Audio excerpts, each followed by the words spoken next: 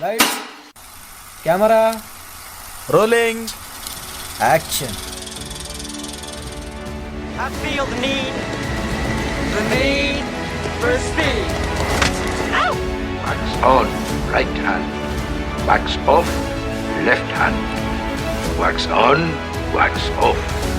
He taught me, keep your friends close, but your enemies closer.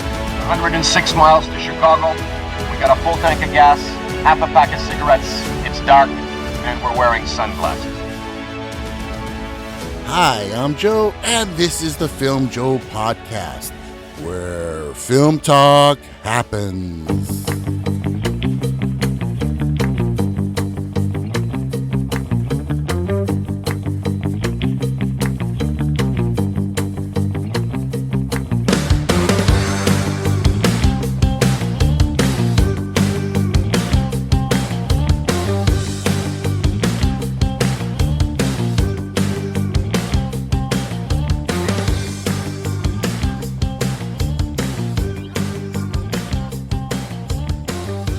Hi, I'm Joe, and welcome to a special episode of the Filmjoe Podcast.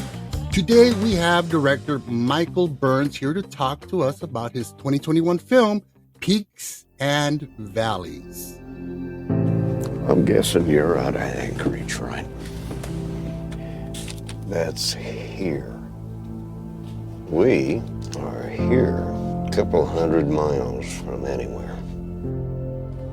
Only way in or out is by plane. And where's your plane? Don't got one. Buddy of mine dropped me off. And when are they coming back? You're in for a treat. So welcome, Michael, and thank you so much for taking the time and coming on. Hey, thank you. I appreciate you having me. It's awesome. Yeah, I mean, first of all, I just want to say, I don't want to sound like I'm gushing or anything, but I just have to say, once I saw the film, Peaks and Valleys, I really felt compelled to reach out to you and discuss this film. It really stayed with me long after I watched it. I mean, it was just beautiful, heartbreaking, and, and it really drew me into the world that these characters resided in. I really love character-driven films. Yeah, thanks, man. That was the idea, is kind of let the weight of the story rest on the two characters, since for the most part we're a singular location. For the most part we're just the two actors, and it's just all about how they survive each other, how they survive their situation, and allow the story to unfold in sort of a progressive, natural way to make it interesting. With the story, it's a low budget film, so there's certain things you have to lean into harder in order to make your film feel a little bit bigger, since we can't obviously go with the high budgeted portions of things. But then again, budgets are overrated. So yeah, it's all about the story. Yeah, I mean, budgets don't equal a great story or great storytelling per se. For sure. And that's honestly, in the independent world, that's kind of like the thing that there's a lot of people look at, like, what's your budget, who's in it, then automatically that's the associated value. So, but if you can bypass that and create interesting dialogue, a fascinating situation, you make it look as professional as you can, then you could have a film that does just fine. That just does just fine for the indie world. So please tell us about yourself and what your film Peaks and Valleys is all about. Yeah. Okay. So I'm Mike. Hello. And so I was born and raised in a little town called Wasilla, Alaska. And that's for those of you that can visualize Alaska on the map. For the most part, everybody lives like on the very bottom center. That's central Alaska. And then you've got villages and towns and kind of spread out, but not very dense at all. It's mostly forest further up north you go. But, we were pretty center. And growing up in Alaska, obviously not a lot of films being made, as you could imagine. Low population. But the thing about it is there's so many creative people. And since we're just kind of hibernating during the winter, a lot of us creative people end up getting together and starting to create things. And so when I was in my teens, I went into a writing group and started just writing a skit comedy movie, kind of like Kentucky Fried Movie, if you guys remember that one. Yeah, the John Landis film, yeah. Exactly. That was the goal: is create something silly, kind of Mr. Show, more so Mr. Show, I think, in those particular modern times. But as we kept writing, we ended up writing a feature film called Proper Binge, and we were trying to figure out a way to sell the script. But then we decided, after writing it a little bit more careful, that it's something we could do ourselves. So we spent forever. I don't even want to say how many years, but many years, trying to figure out how to make that movie. And, obviously not having any money, not really having any connections, we sort of started to learn how to pivot around until we got to the point where we had a full cast and we had a crew. And we decided to tell everybody, we can't pay you, but we can still make the movie, and then we can go from there and see what happens. So we ended up casting some new people, because some people obviously had to leave, and yada yada. But anyways, we had about 150 volunteers on that particular film, and that got completed around 2015 or so, when it officially got completed. And that kind of started the thing. Before that, I'd made a full-length documentary film about skateboarders and in the United States, and it was kind of like a civics lesson, and how they were deemed, these punks, these outsiders, these kids just, getting, vandalizing around local businesses, and how the police had to constantly ticket them and tell them to leave when, it was this growing trend, but nobody was supporting it, and state parks were few and in between. And how a lot of these skateboarders ended up doing their own fundraising and creating nonprofits to create skateboard parks in their local towns and communities, despite the assistance of the cities. So yeah, that documentary was all about that. That was called Breath of Fresh Air, Proper Binge. And then one of the actors from Proper Binge, his name's Mike B. Dillon. He mentioned that he did a lot of writing, and it was a little time after where he threw a script at me called Peaks and Valleys. Actually, it was called something completely different. And I was just like, we have to change the name of this, because people are going to think this is a different kind of film. And it was called, what was it called? Two People in the Bush, or something like that. And I'm just like, that's a terrible title. People are going to get confused, and I really don't want that. So we ended up changing it to Peaks and Valleys, and it was actually a very fast process on making that movie. It was crazy how it kind of came around. I met with the executive producer just randomly at a meeting, because it's always good to be like, hey, what are you working on, fellow filmmaker that I know in the local area? Let's go have breakfast or whatever and just talk. And that's what we did. And he asked what I was working on, just like you're asking all these questions just now. And I mentioned, my buddy Mike sent me the script. I really like it. I'd love to make it, and trying to figure that out. And he was like, oh, how do you think you could do it for an insert low budget amount? And I said, yeah, of course, easy. And he's like, okay, let's do it. And it's like, oh crap, okay, he was being serious. All right, let's do it. And so then I was financed, but I had to figure out how to do it on a very low budget. So that's when we had to be smart about, okay, so if we get one location, we got to find an Airbnb cabin that's going to cost at least this much or less, and probably won't find it, so I'll have to talk them into it, which I did. And then, all these other things where you have to kind of maneuver a little bit, because when you're on a shoestring budget like that, it's all about how can you creatively make a creative endeavor like that. So that was the challenge, but we did figure it out. We got the best actors that I could find in Alaska. Casting, I took forever to do auditions, and it was really important that we find two actors that could hold the performances, because we were going to lean heavily on performance. And we did. We got Kitty Mahoney, who plays Bailey, and we got Kevin T. Bennett to play Jack. And, Kevin had been in the acting scene for a long time. He's done tons of short films. Whenever a SAG-based production rolled around into Alaska, he was the guy, because he's a SAG actor, but he chooses to live in Alaska. Don't ask me why, but actually I know why. He's a little bit like Jack, he loves Alaska. He's an outdoorsman. He's everything you could imagine an Alaskan is. And then Kitty, born and raised there. Her family's there. Right now she's living in Guam with her husband. But they were just both local actors that were from my auditions, the best I could find, and Hmm. they killed it. And I was really, really happy with their performance. And my cinematographer, and I talk about cost saving measures because we're on a low budget. My cinematographer owns his own gear, and we did go SAG. So we had to maneuver around that because working with SAG is, working with SAG. It's necessary, but it can also be a pain in the butt for low budget filmmakers. Yeah, yeah, definitely. Yeah, but it worked, and we figured it out, and yeah, very happy with how it came out. We did a lot of stunts in that movie that were very difficult. The plane stunt obviously was something that we had to really, spend some time being very careful about, and Right. a lot of communication with our filmmaking pilot, who was very brave, and I'll never name him. But yeah, so that's peaks and valleys in a handbasket. All right. Now what was it specifically that really, they brought this project to you, and what really drew you to the characters or the story? What was it that really piqued your interest in embarking on this journey with this film? Um, I think it was just it.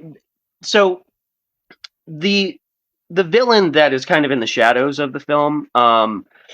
There's a small thread comparatively to him in an actual serial killer called the Butcher Baker from Anchorage. Hmm. Um, and so Mike, the writer, had presented it's sort of based on what he did, because he's an actual serial killer that would, and they did a movie about him, and they filmed it in Alaska a Hmm. couple years before we ended up getting ours together. It's called The Frozen Ground. It has Nicolas Cage and John Cusack. But it's about the Butcher Baker. It's about how this guy who owned a bakery would lure in women, bring them to his cabin, and then fly them to the middle of nowhere, and then basically hunt them down, and then bury them, nobody to never be found again, up until a woman had escaped, turned him in, and then they discovered the horrible tragedies that ensued because of him.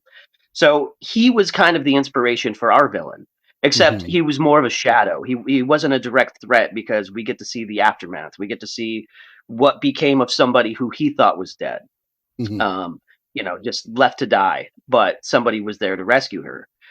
So I liked the premise, and it seemed like something we could easily do. And the thing is, like, we get a lot of credit for production value in the film, but it's really easy to film in Alaska and make it look really nice, because Alaska's really nice already. So Oh, yeah, it's beautiful out there. It's beautiful. yeah, oh yeah, and so it's easy to film, and then people appreciate the production value. Um, Hmm. and so we had that on our side. That's why it's actually easier to make a film in Alaska than it is Hmm. in Florida. It's way easier. Um, so there was that. It was just knowing that we could pull it off. And we could do it with limited resources because of the nature of the story itself. Hmm. Those were the things that really drew it to me, because I knew it was going to take a smaller budget to make, and it had Hmm. a very strong story connected to it. It was Hmm. very.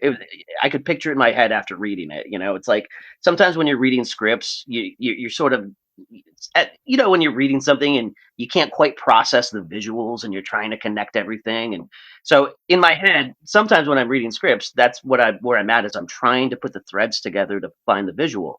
With Hmm. this one, it was so easy. It was just so easy to visualize. It was so easy to connect with Jack and Bailey and to understand the situation. It was very cut and dry. Hmm. And then Jack, I got excited about his character because he, in a way, reminded me of my dad, and in another way, just reminded me of characters that I loved in movies. Like, we really based his character off of Clint Eastwood's character in Unforgiven. Somebody who in the past may have actually been a bad guy. Hmm. This is like the third act of his life. But the question and wonderment is always like, what was this character like before this movie? And I'm glad we're never going to explore that, obviously, but it's one of those things that makes you appreciate him a little bit more, because you're seeing a kind of reluctant hero that does what he has to do, because I'm not going to give too much away, but by the time Peaks and Valleys rolls along, and as that character develops, you learn that this is actually a really good guy despite his hard shell. Hmm. Well, that's what I loved about the film, was that, it lures you into one direction. I totally did not expect the direction it went at the end. It builds beautifully. It's a drama, these two people, you know, involved here and so forth. but then it becomes something else, and it smoothly transitions into that without a hard jolt. And I thought that was really, really well done. Now, you mentioned earlier, the casting. What was it like? I mean, to have two very complex and diametrically opposed characters that actors not only have to convey these complexities, but they have to have the right chemistry to make it believable and work. What was that casting like? Honestly, it was pretty easy. Because it's like obviously when you get like two strong actors, it's like for I don't know if you have acting experience. I have very little acting experience myself. I'm a terrible actor. I've tried it. I know how I want myself to look, but I just never get it across. But the most important thing to me as a storyteller is psychology, right? And as long as an actor understands the baseline of psychology and understands the nuances of where to bring the character emotionally, and obviously it's going to be spelled out in the script as well on how they need to convey and connect with the other characters is kind of implied. Then usually with strong enough actors, they're going to pick up on these nuances.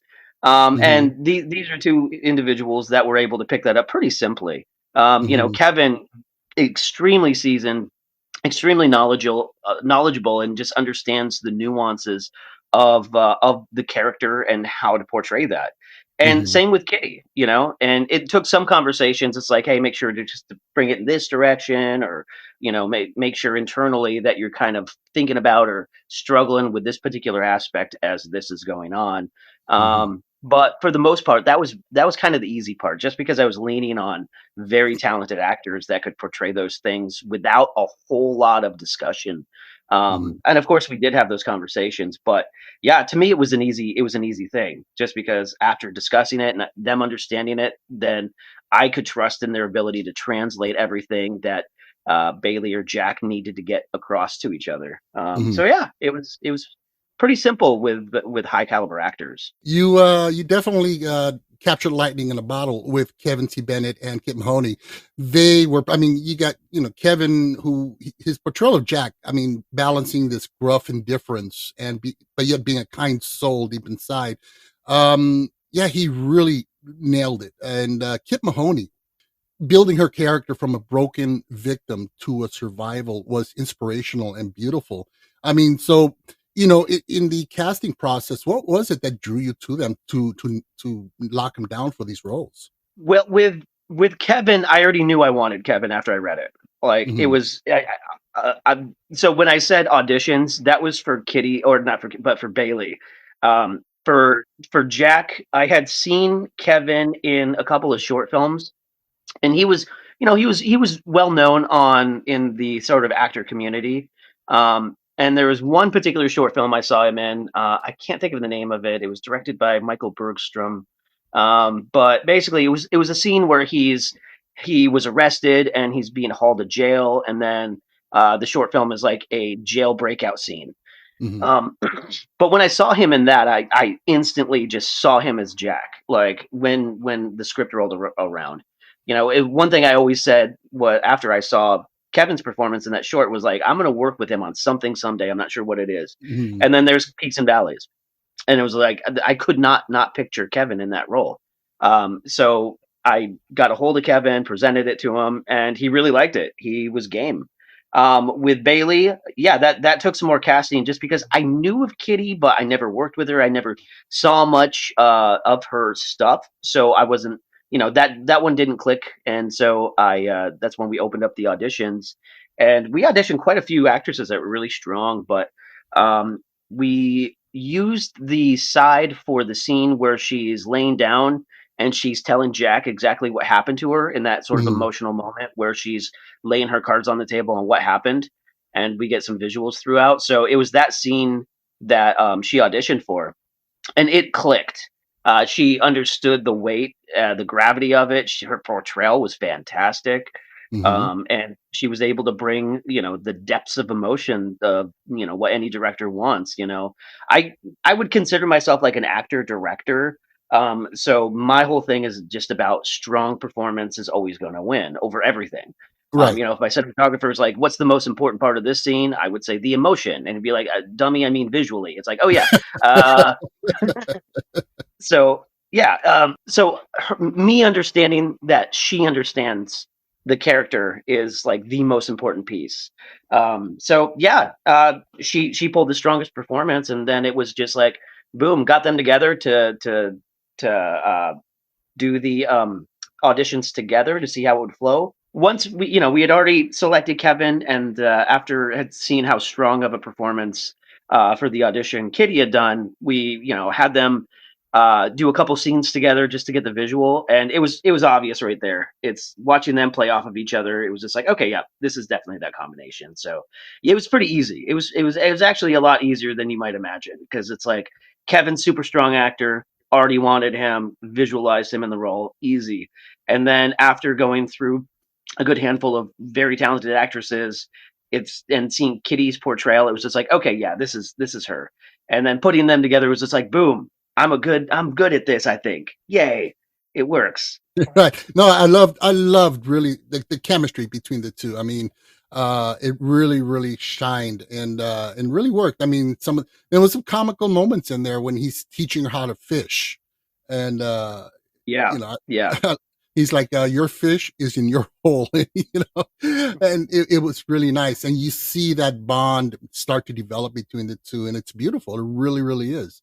Now I know that principal photography took place entirely in Alaska, and it was beautifully shot by your DP Brian Pentecostis, and Mhm. and it really brought out the desolate isolation along with the grand beauty of Alaska. Now, what was it like, and did the weather cause any challenges for you, the crew, the cast? For sure. Yeah. Yeah. Filming in Alaska, I mentioned before, it's easy, but it's also very difficult.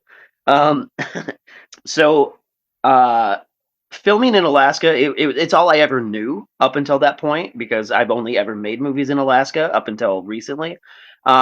So we knew kind of what we were gonna get into with the weather, because we filmed in two stages. We filmed while he had the beard and while he did not have the beard. Right. And well, I let me correct that. Actually, we had to film a little bit in the summer, and then we filmed the rest in the winter, and we had to schedule around his beard. His Oh, beard was like the most essential scheduling factor within how we were going to put our schedule together, because we need to make sure in the summer there was no beard, and it turned out that his beard grows super fast. So we didn't have to wait too long before we could film the winter scenes. I mean, it was the incoming winter from the previous summer, fall, I think early September. So filmed early September, and then waited until January, February until we filmed. And that's how long it took for his beard to grow. It's amazing. I've never seen a beard grow so fast in my life. So yeah, we filmed early September for the summer shots, and then filmed, I believe, January, February for the winter shots, and filmed all of his beard stuff first, and then his non-beard stuff after that. mm, It's because we had to shave him, obviously, to get all the earlier stuff. So later in the film comes first. Earlier in the film uh, we shot last. Yeah, that makes sense. But yeah, all sorts of problems. So like one big issue in Alaska is it's cold, obviously, yeah. and there were some days where we're literally in a tiny little cabin, the cast and the crew, and it's really cold. It's as cold as it looks. The only thing keeping us warm is the wood fireplace. Mhm. So there was a couple of days it got close to -40. And so the goal was to quickly, like me and the executive producer Chuck, we would race there really super early in the morning, like 5 a.m., and start the fire. And my house and where he was staying at that time was only like 6, 7, 8 miles from that location. It wasn't far. So yeah, we would get the fire started immediately, and make sure that that fire was constantly stoked, because that's where we were going to get heated.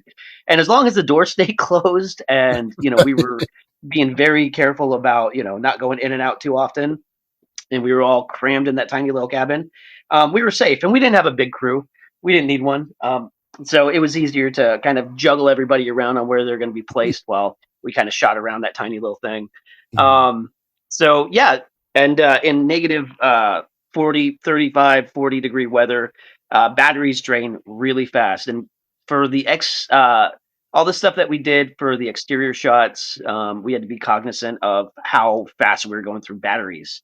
So, because you could get some double A's, put them in, capture all of the audio, and change the batteries in about 25-30 minutes, because it's Wow. amazing how fast that cold will eat that up.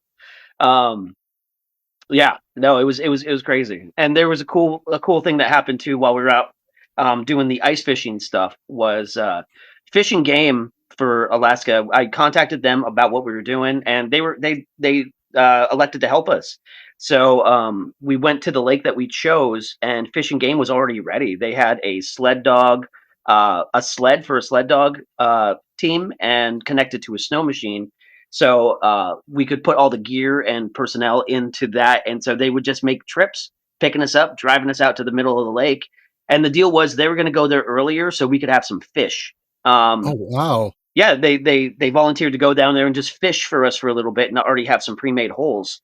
Um, Mhm. so when we got there, they didn't catch many fish. A PA had actually bought some fish from the store and brought it for the fish scene. They caught a couple, and then they caught a couple more after it was kind of too late. We had already shot those particular scenes, but then there's a bald eagle that was circling us because it knew we had fish. So Oh, Chuck, my executive producer, he threw a fish out a little bit, like right in front of the camera, and you can see this in the film too. We got a nice B-roll shot of the bald eagle swooping down like right in front of us and stealing that fish. That was such a cool shot. wow. Yeah, that was beautiful. That was really neat. Yeah, no, that was cool. We were just sitting there waiting. We were just quietly waiting for like 5-10 minutes as he's just kind of circling. You get really low and then you go back up. It's like, come on, man, just do it. And then he did it. We were so happy. Wow. Yeah, but yeah, those are the big challenges. Is obviously the cold and nature, and yeah. But as long as we had a strong plan, so we just followed the plan, and yeah, it worked out. Wow. Now the script by Michael B. Dillon, I mean, it was so beautifully paced, and I love the way it was structured, where it just gives us the bare essentials in the beginning and starts to build little by little. I mean, we're just as viewers in a place of mystery. We don't know what's going on, as Jack doesn't know what's going on with Bailey, and vice versa. And we don't know what's going on with either one of them. And it builds this tension and this mystery and this drama. As your job as director, your job is to bring these words to life onto the big screen, which you did an amazing job at, by the way. You really did. Thank you. What were your biggest challenges in this process? I think for me, like, because I'm also editing it, or I also edited it, and so I have to sort of like, I guess my process, I'm sure a lot of directors are the same way, especially those that edit, is you want to look at the edit. You want to imagine the edit as things are playing out. And I think the biggest challenge was, how do I keep, that first initial cabin scene, when she first arrives, and they're sitting in the cabin, and we start to get all the information that we need as viewers about the situation. We figure out where they are. We figure out everything that Jack tells her to introduce her to her new situation. How do I keep that interesting? How do I keep that? Because it's a pretty long scene, and I wanted it to be drawn out. I wanted a slow burn. It was really Mhm. important that this felt like a slow burn, that the breadcrumbs were being slowly placed. But how to find the balance of slow burn and yet you don't want to turn it off. Like, that to me was like the trickiest balance, because I feel like earlier, in an earlier version, it was you start to lose interest after a little bit. The slow Mhm. burn was a little too slow. So it took a lot of fine tuning in the edit until we figured out, okay, this is good. Because performance wise, I made sure that their performance was a little bit slower. Like I said before, I shot this like a Western. I wanted this to have a Mhm. Western feel to it.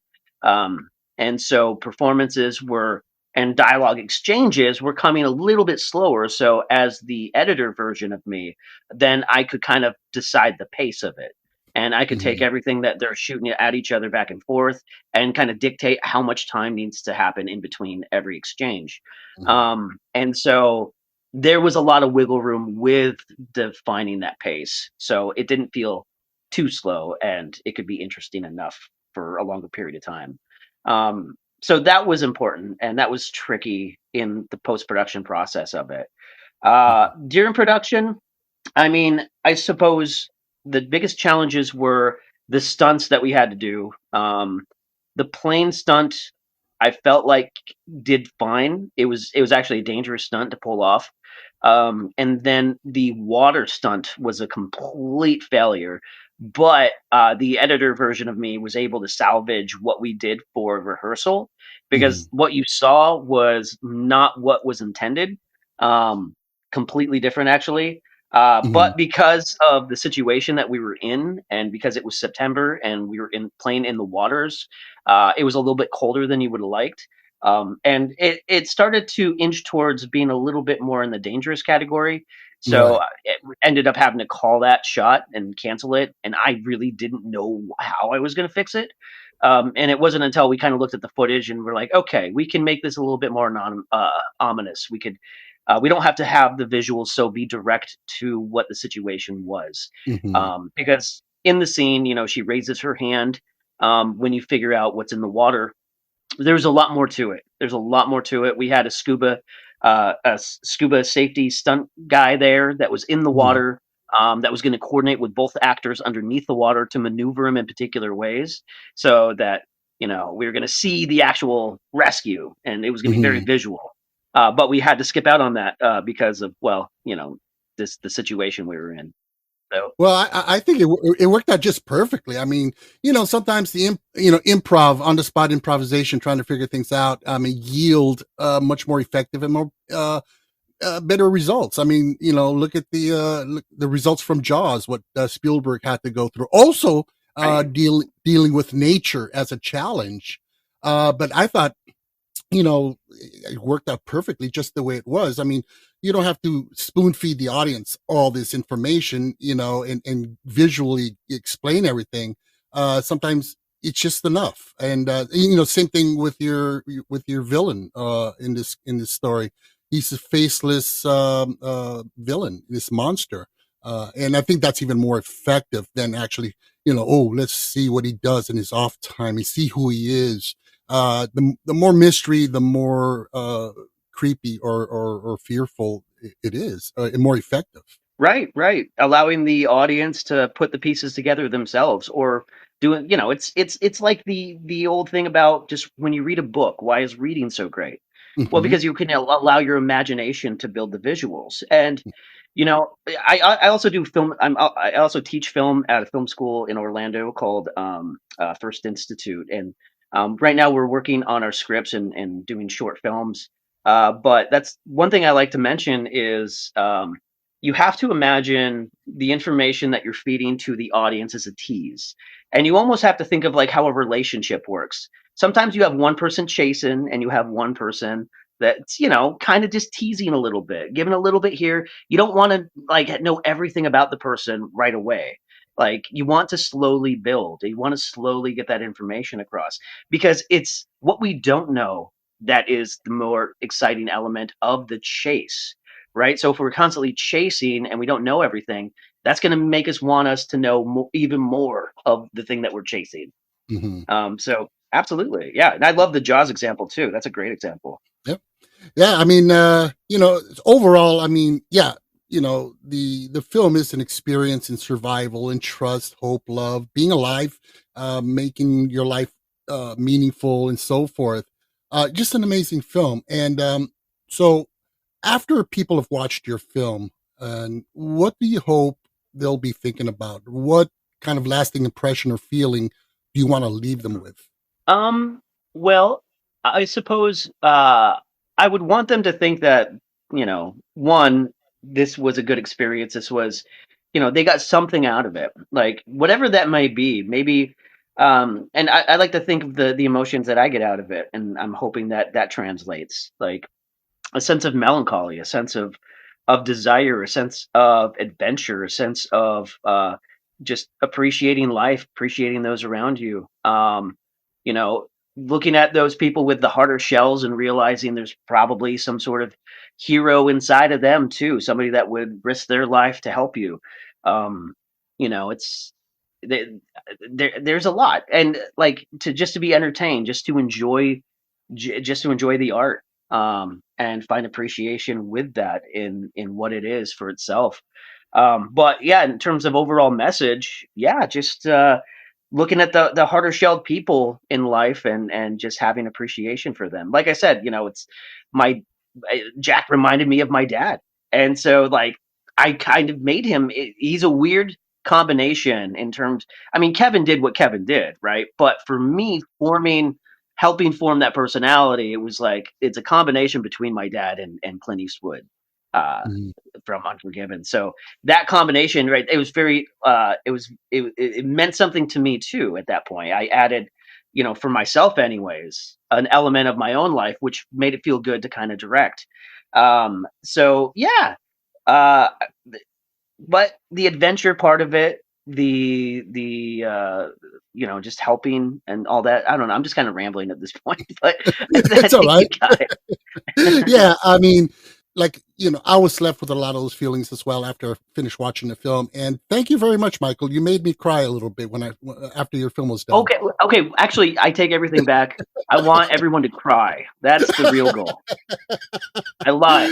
I just want you to cry. I want to see how many tears I can collect. There you go.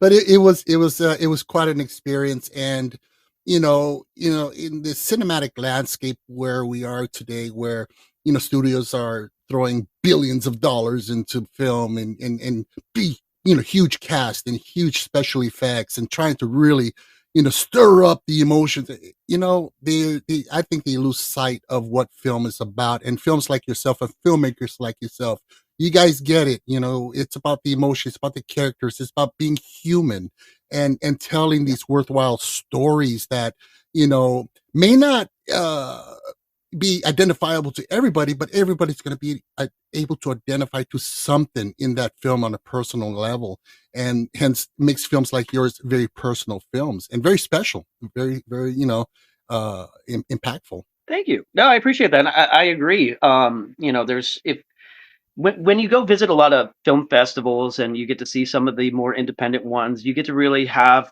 more time with those intimate personal stories that Hollywood, like you said, you really don't get a whole ton out of, because obviously the blockbusters are going to be your superhero movies, your bigger than life stories with the sci-fi element to it, and that's great. But sometimes we really need to put a highlight on the more intimate, personal, dramatic type films. I mean, those when I was growing up as a kid, those were some of my favorite movies. Hmm.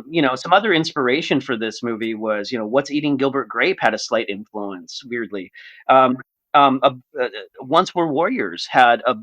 a big place in my heart, especially in this new movie coming up. But I really wanted to get to the dramatic side of it. I really wanted people to feel something, and to cut deep on an emotional level. I mean, that's really at the heart of the type of movies I want to make, is stuff that goes as deep as we can to really get you invested in the emotional level of things, and look at them in the lens of humanity, Hmm. and see the people, to make you actually care in a deeper way, instead of just Hmm. like, hey, we're going to throw some people in a situation, we'll give you a sample of what their personality might be of, and then you can care or not care, and then they're going to go through it. It's like, no, I'd rather spend some time with the characters and make you Hmm. really care about them, and make you care about their decisions and the consequences and what's going to happen to them. And yeah, I think a lot of time needs to be taken into that. Yeah, I mean, films like this, I think a lot of audiences, they don't realize. I mean, they're drawn to the MCU movies, or these big, tentpole summer flicks and stuff, and they're like, yeah, these little movies, they're boring. They're not exciting. But once they get to watch them, they're like, oh shit, I really enjoyed this film. This is really heavy. This was beautiful. I mean, it's kind of like the vegetables on your plate. You go, I want the burger instead. You get those veggies, and you're like, this is actually pretty good. And I think we need more of Mhm. that. But yeah, I mean, you guys did an amazing job with this film, and my hats off to you guys. And I can't wait to see what you guys come up with next. Alrighty, so before we wrap this up, tell our listeners where they can catch Peaks and Valleys. So yeah, Peaks and Valleys, it's on a different platforms. The big ones right now, you can watch it off of Tubi. It's also on Stash TV on YouTube, so you can watch it freely on either one of those platforms. You can find it on Amazon, Fossum, and a few other more independently driven platforms. So we're all DIY on these, so go support us. All right. And you got anything else coming up? What do you have coming up on your horizon project wise? So yeah, last summer we filmed another feature. It's sort of in the world of peaks and valleys. It's called Whispers of the North. It's based on a true story off of my own family, and it's a hard drama. It's similar to Peaks and Valleys in the tone of things. So we get to meet a bunch of characters, this family that is going through basically some generational trauma, and our main girl, who she's deaf, and her family is basically just nothing but chaos. So her whole objective in life is to travel to Alaska, where the chaos is quiet, the cold is warm, and she's seeking the isolation, but she has to escape the chaos first. So that's called Whispers of the North. Hoping to get that done and in festivals by early next year. And I'm also in development of another feature film. It's a surrealist sort of mind F film, totally different than the other features I've done. It's a crazy story, but it's all about it's hard to explain. It's really hard to explain. But think of some of the craziest movies you've ever imagined, and it's right up there. It's got strong visuals. It's very David Lynch-esque meets Coen Brothers. So it's, the surrealist nature of it with some comedy, but very serious undertones at the same time. And yeah, we're hoping to raise the rest of the funds for that one and get into production later next year for that. All right. Well, I can't wait to see Whispers of the North and that psychological mind F movie it sounds really fascinating, and I can't wait to see them. Well, Michael, thank you so much for coming on the show, taking the time to discuss this wonderful film of yours. So folks, again, catch it on predominantly on Tubi, Amazon, and there's a lot of platforms. Just do a search and you'll find it. Check this out. It's an amazing film. You won't regret it. Alrighty, so we really hope you enjoyed the show. Please help to support the podcast by giving us a nice 5-star rating or leave us a good review. Or another way you can help to support us is simply to subscribe and or follow us on Amazon, Apple Podcasts, Spotify, iHeartRadio, Deezer, Audible, Boomplay, or wherever you get your podcast fix. You can also catch me on my monthly horror podcast, Fear on Film, with Sean O'Connor, where we cover all the latest in the gruesome and morbid in film, available on all the same platforms. Also, don't forget to check us out on Instagram, YouTube, Threads, TikTok, and Blue Sky. All of these links, they can be found in our Linktree link below in the show notes. You can also contact us directly by email to thefilmjoepod@gmail.com. We'd love to hear your feedback. So, with that being said, I'm Joe, and this is the Filmjoe Podcast, where film talk happens.